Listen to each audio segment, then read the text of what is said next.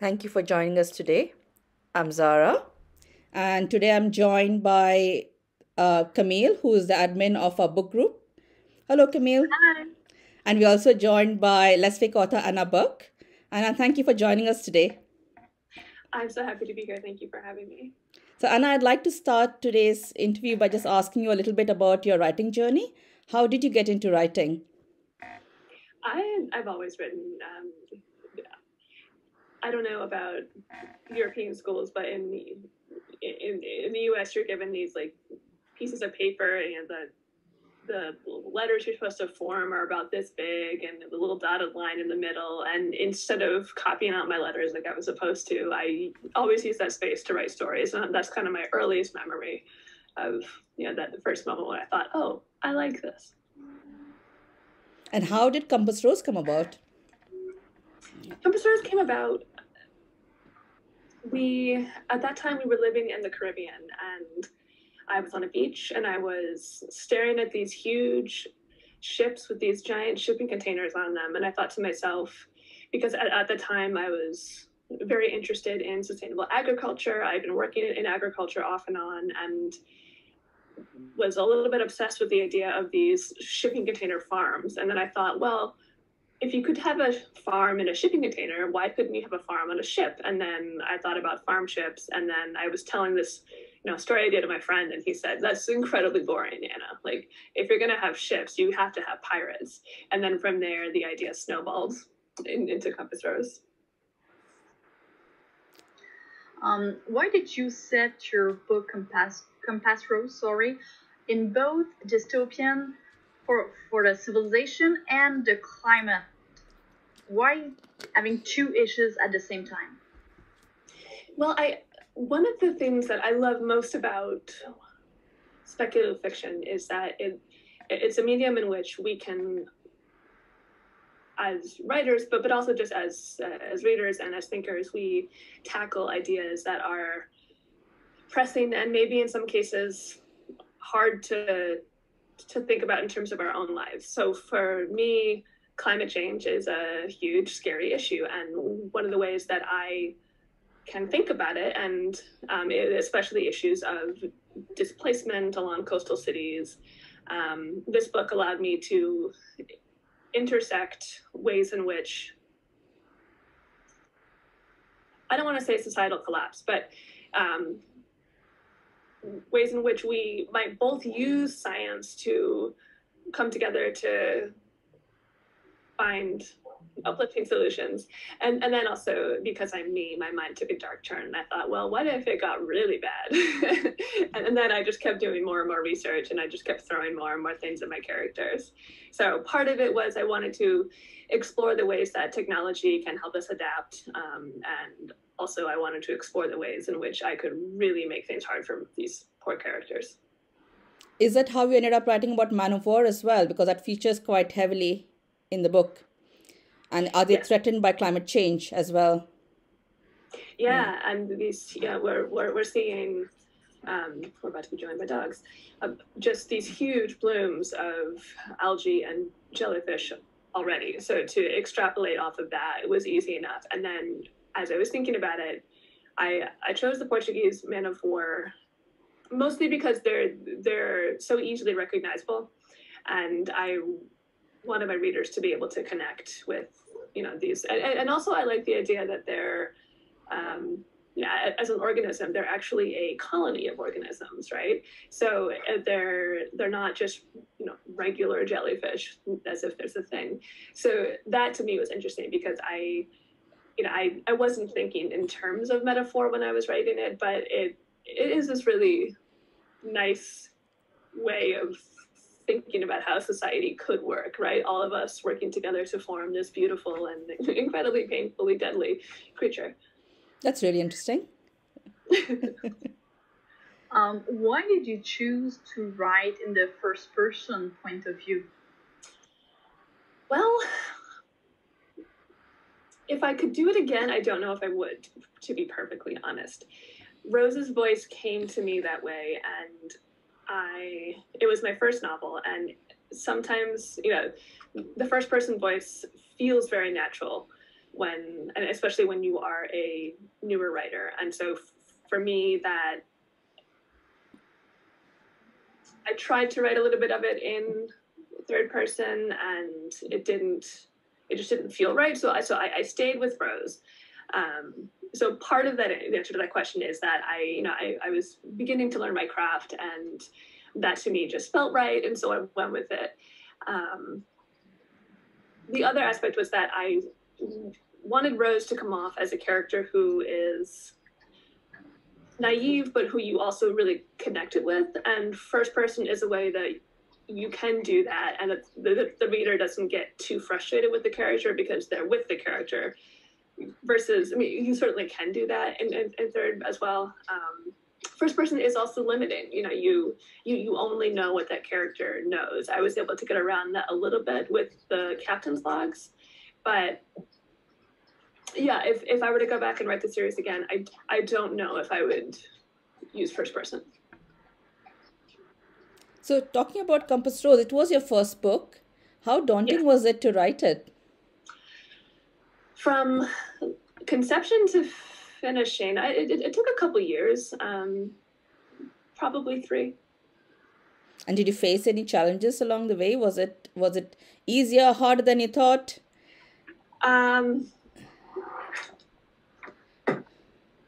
Both, I think. I mean, when I finally finished my first draft of that novel, I did think to myself, oh, that, before you write your first book, the idea of completing a book that size is just, you're just like, oh, I can never do it. And then I did. And so that part, I was like, oh, okay. So, maybe this is something that I could do. Having said that, I wrote 4 or 5 complete drafts of this book before I had one. And so I would write a draft, and then I would look at it, and then I would think, oh, this is terrible. And then I would start over. So that certainly, it turns out you need a plot when you're writing. So the ending, I think, was particularly troublesome for me because I knew I wanted to leave it open for a series, but I also wanted it to feel like it was a complete book. And so I really struggled with the ending.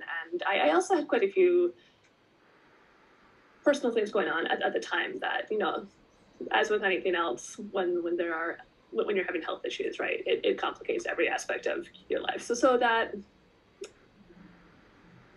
actually, I mean, one of the things that I love most about writing is that when I am having, within reason, it gives you an out, right? Like, I can always escape into my world. So,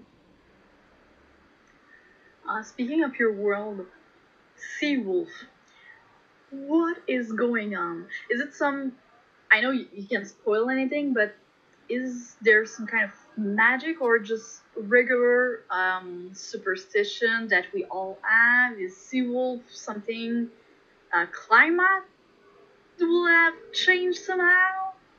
What can you tell us about Seawolf? Well, so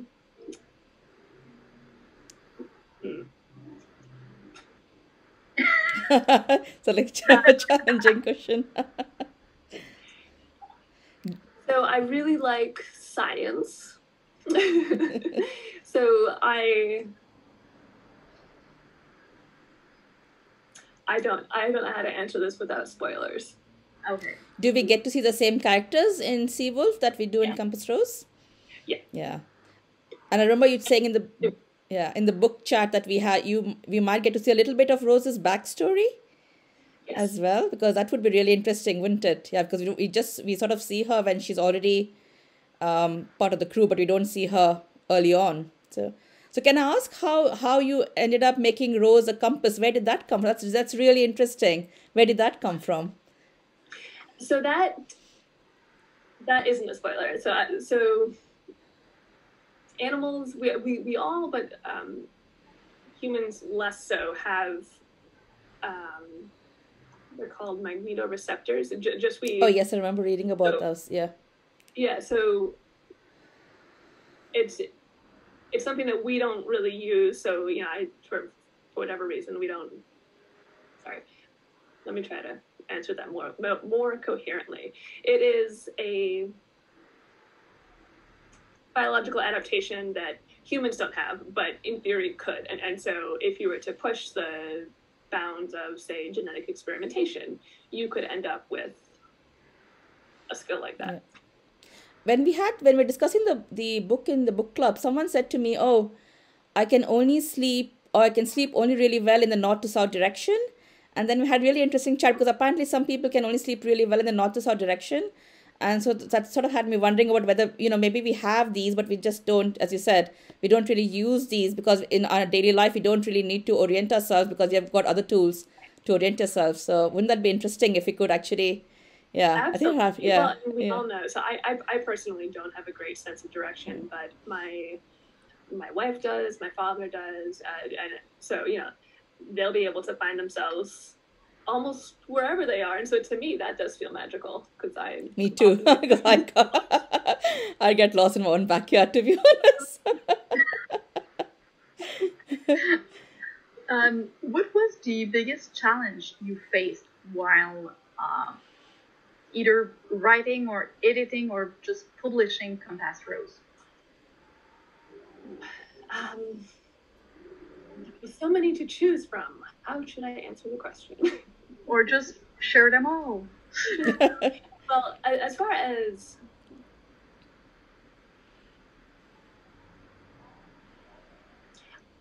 on a personal level, it's hard to know when a book is done, and so my publisher and editor have to pry the manuscripts from my hands, because I would just keep working them indefinitely. So that for me was hard. Was just, I always feel like there's more that I could do. And in fairness, there always is more that you can do, but there's that balance of, when is a book ready? What does ready mean to you? What does ready mean to your publisher? And what will ready mean to your readers? So that is something that I'm continually working on. It's also it's hard to just not believe in yourself, but it's a big, the idea that you would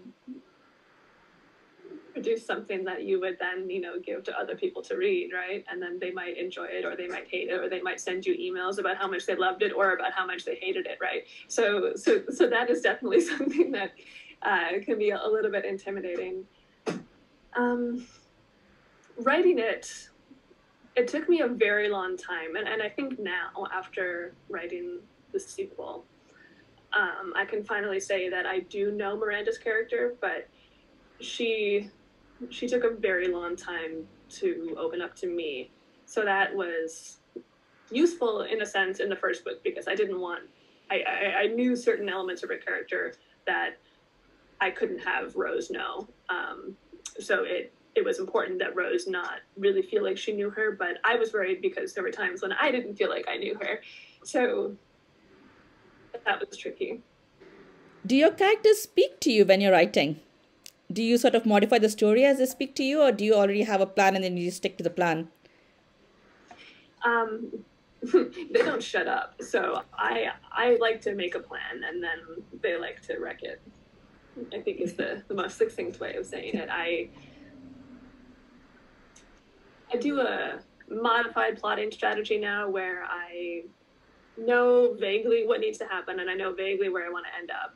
But I do like to let the characters surprise me, but also to drive it, because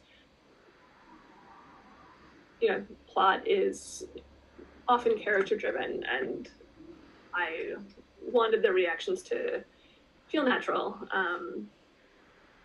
And also, often by the time I would get to a plot point that I thought was, fixed in stone and concrete, I would realize, well, actually, now that I've spent so much time with this character, they wouldn't react the way that I had thought they were going to. So a little bit in between. And they also, I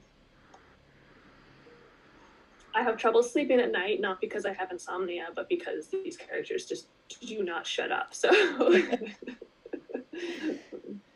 So have you made any changes based on what the characters told you? Did you have any major changes in the book to what you had planned? So initially, Annie, for instance, didn't try to kill Rose. And then I got there and I realized things that I can't fully reveal, but I was like, oh, well, this makes sense. And then I went back and I revised. It's been long enough now that I don't remember all of the times I had to revise based on characters changing, but there were quite a few, especially with Miranda. I would realize, well, Miranda wouldn't do that. Or, you know, I never planned on there being a subplot of romantic tension between Orca and Rose. That just, they did that. It was not my doing. So then I had to go back and revise all that. So yes. That was very interesting because like Oka and Rose, it was will they, won't they? So that was like a bit of tension there at one point. Yeah, they arguably, I mean, they had the best character chemistry. And so that was nice for me to write, because it's always nice to have characters who, you know, in their case often worked against each other, but that worked to propel the plot, and it worked to sustain tension. And in a way that, you know, knowing that I wanted to have the book be part of a series, we couldn't have all that necessarily right away. Do you have a favorite characters? Yes. Which one? Kraken is definitely my favorite. Yes. And then Kraken, I have a soft spot for Orca. You know, she's kind of a bitch. She just yeah. Kraken. Were there any fun parts of the book to write? Did you enjoy any parts particularly when you were writing them? Yes, I told myself when I was writing the book that I would not include anything remotely resembling a giant squid. And I would not include anything remotely resembling a giant squid encounter, because that just seemed like too campy, and I was going to have a more science-driven approach. That was by far my favorite scene to write. I enjoyed every second of that. And I also, I enjoyed all of the fight scenes. I really enjoyed having Rose get beat up, not because I wanted her to get beat up, but just because it, I think that there are writers who really struggle to do awful things to their characters, and then there are writers like me who take like sick glee from it, just because it that's what pushes them to grow. And so often, you know, I would be surprised by Rose, and I like being surprised. So should we be afraid for Rose? Always. Because it's first person, I can't kill her, or else I would lose my narrator. So, you know, she will survive. But yes. But it might not be an easy journey for her. No. So can I ask what books you enjoy reading? Do you read? Do you have time to read? Oh yeah, I read constantly. I read pretty widely across genres. Yeah, I think that my heart always lies in science fiction and fantasy, but you know, I also read general fiction. I'll read some mystery. I will read some romance, historical fiction. You know, just like, especially I'll find if I'm really stuck on something, I will just like totally change up either what I'm reading or try to write something different. But usually just changing up the book I have will just help me process things in a new way. And I just like to read. So. What kind of research do you do for your books? Research is, I think, my favorite part of writing. So I absolutely love it. I will start with an internet deep dive and then quickly usually realize that I don't know. So for a book like Compass Rose, I have always had an interest in climate science and ecology. So that was nice because I was building on a little bit of a knowledge base. And then I knew what I didn't know, if that makes sense. versus when I'm embarking on a new research project about some field that I don't know very much about, it's overwhelming because you don't even know what you need to know to start. So if I'm starting a project like that, I love libraries. So, and I'm within walking distance from ours. So I'll put some books on hold at the library just to get myself started. And then from there, I'll do the internet dives. And then I'll usually try to reach out either if I happen to know an expert personally, great. And if not, I'll just send an email. Most people enjoy talking about what they do, and they enjoy talking about what they like. So that's always kind of fun. And the quickest way to figure out what you don't know is to talk to an expert. So what do you And prefer then you know writing? you know Sorry, nothing. go ahead, Camille. And then you know that you know nothing. Yes. So I was going to ask, what do you prefer writing? Would you write about something you know, or do you prefer to write something over something a new topic? Does that challenge you more?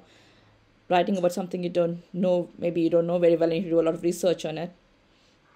A little bit of both. So there is definitely something daunting about embarking on a topic that you know absolutely nothing about. And I guess I don't think I've ever embarked on a story where I knew absolutely nothing about anything. So if I'm going to write about something that I'm not familiar with, then I'll choose a character who has some other trait that I am very familiar with. So that way I am exploring an unknown with a known quantity. But so my third book, Nottingham, is a vaguely historical retelling of Robin Hood. I took some liberties with history and geography, but I knew the story of Robin Hood, and I knew very little about England in the 1080s or 1180s. So that was daunting because there was, well, first I had to decide, how much historical accuracy did I want to wed myself to, because there is a difference between historical fiction and, thank you, Artemis, for joining us, and like a retelling, which is what this is. So for a project like that, I luckily happened to have a friend who was a medievalist, and so I said, Meg, help me. Where do I start? But I think I got off topic. Oh, we were just talking about, So yeah. yeah. Yeah. Do you have a question, Camille?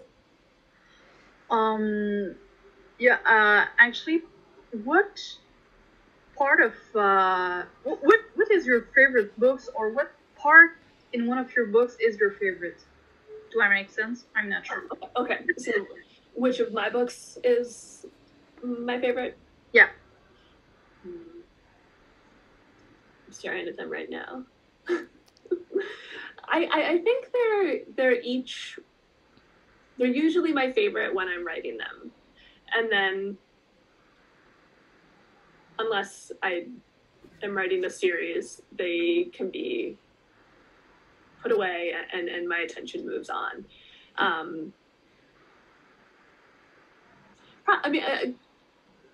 I think Compass Rose will always have a special place in my heart because it was my first book. So is Compass Rose going to be a trilogy? Yes. Yes. And so can I readers tried really hard to make it a duology. when can readers Maybe it'll be a expect trilogy of trilogy? Yeah.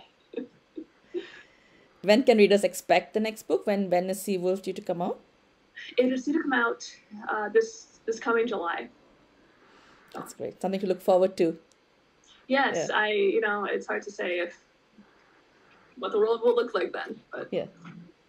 in theory, there will be another book from me. What part of editing is the easiest or hardest?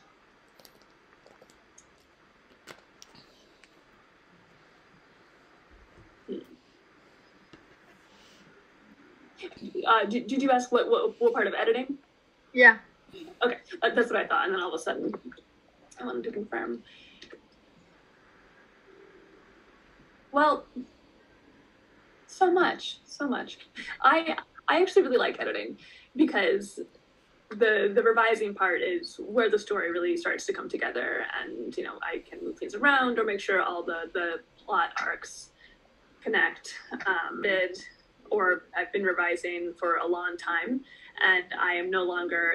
There comes a point where I stop being able to see the mistakes. I know that they're there, but I have just spent too much time. And so at that point, in an ideal world, you can put the book away for a little while and maybe have some friends or your editors read it, depending on where you are in the process. And then you can come back to it with new eyes. But I have been in situations where I've been just like too close to a deadline for that to really happen. And I have learned tricks to cope with that. But that's definitely the hardest for me, is when you just reach this point of exhaustion with a project and you have to finish it, But yeah, no, I enjoy editing. So I'm always happy to cut scenes.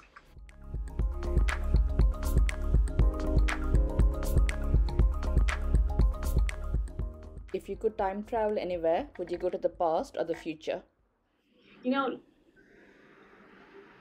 Neither seems safe right now, right? The future seems so uncertain, and the past is also full of disease and no vaccines. I mean, if I was fully vaccinated and I could bring a paramedic with me, I would go to the past. Do you have any particular era you'd like to go back to? Yes. So I would really, really, really like to see megafauna. So giant sloths and, just when there were elephants on, the American continent. I think that would be really interesting. Fewer people, also a perk. Do you prefer to be outdoors or cozy up in front of the fireplace? I don't have a fireplace, so my heart says, yeah, a fireplace sounds really nice, but I love being outside, and I do most of my best story planning outside. What is the one essential thing that lives on your writing desk? My friend crocheted me this little dragon, and he actually makes me really happy. Oh, it's adorable. Sits around. Does he have a name? No. Just the pocket dragon. Yeah. I'd like to end today's interview by asking you if you have any advice for new writers, someone new into writing. What advice would you give them? Absolutely. So the piece of writing advice that I wished I had listened to myself is, write what you love. Write the stories that you want to tell. Don't write what you think other people should, or what other. My goodness. Writing is easier than speaking out loud. Write the stories that you want to write, not what you think other people think that you should write. So,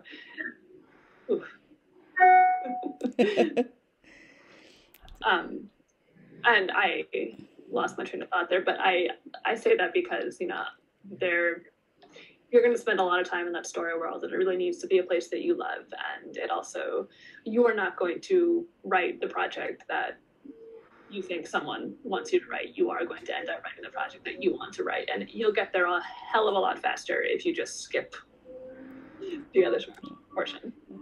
Thank you very much for joining us today, Anna. It was lovely to have you here. Thank you for answering all our questions. It was wonderful to be here. Thank you so much. Very much looking forward to reading your next book. Thank you. Thank you. Bye. Have a nice day. Okay,